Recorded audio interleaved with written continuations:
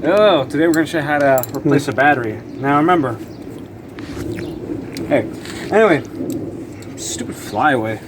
So anyway, this is how you replace a battery. Sometimes they'll, anyway, this is how you replace a battery. Now a lot of times there's going to be this plastic cover on top.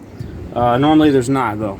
Sometimes if it's going to be some like BMW or something like that, the battery's going to be in the back. So this is the easy way how to do things.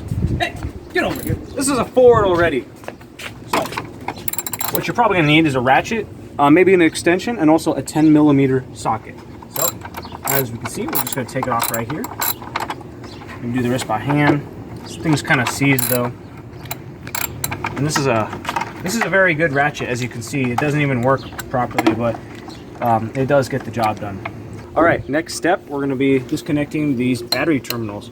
I already got the hold down out of the way in the plastic cover, so sometimes there'll be something down there holding it down, but this time it's not. So what we're going to do is we're not going to take this part off. We're going to take this part that secures the terminal to the battery. So what you do, just simply, you don't have to even take the nut off. You just loosen it up enough that you can wiggle this out. Sometimes it doesn't want to come off, so you got to give it a little force. There you go. And same with the other side.